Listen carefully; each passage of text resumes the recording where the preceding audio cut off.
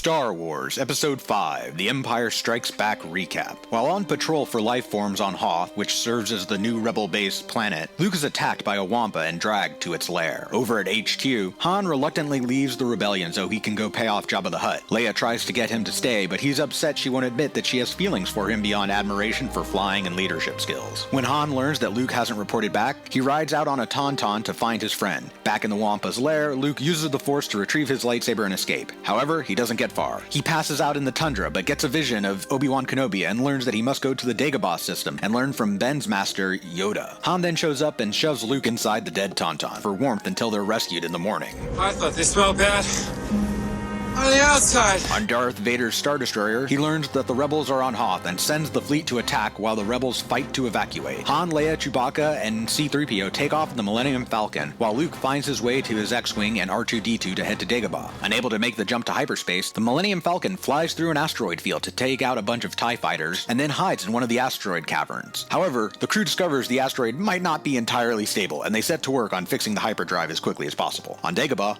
Luke meets an adorable, wise, and synaptically distinctive swamp dweller who says he knows the way to the Jedi Master, Yoda. Luke leaves R2 to watch the campsite and follows the little green creature. Meanwhile on the Falcon, Leia and Han begin to express their feelings for each other until 3PO comes by to absolutely kill Han's game. Thank you.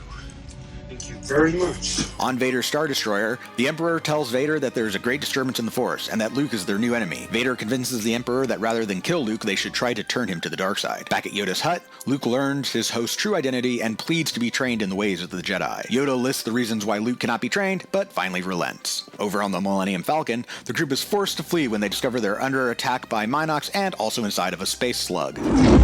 During Luke's training, he confronts a vision of Darth Vader, and when he cuts it down, it's his own face behind the mask, thus showing what will happen if he gives in to the dark side. Later, he loses his concentration when his X-Wing sinks into the swamp. He's unable to pull it out and marvels in disbelief when Yoda is able to dredge it from the depths. After Vader gets the bad news that Captain Needa lost the Falcon, Vader resumes the hunt for the missing ship, which is hiding out on the side of one of the Star Destroyers. They float away with a garbage dump and fly to meet up with Han's old friend Lando Calrissian at the Cloud City of Bespin. On Dagobah, Luke has a vision of his friends in trouble and decides to quit his training to go rescue them. When the Millennium Falcon arrives on Bespin, Han is welcomed by the charming Lando, who also makes sure to hit on Leia for good measure. Alright.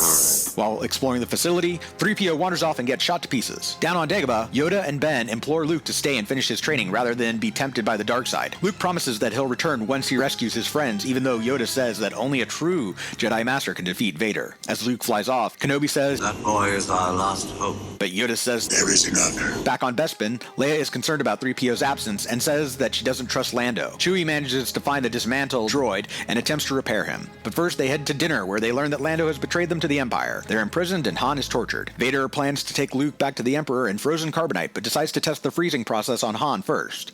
Leia tells Han, "I love you." I know. he's put into carbon freeze, and Vader commands that Leia and Chewie be taken to his ship. Luke infiltrates the facility and finds his way to the freezing chamber where he fights Vader, loses, and then learns some slightly important information. I am your father.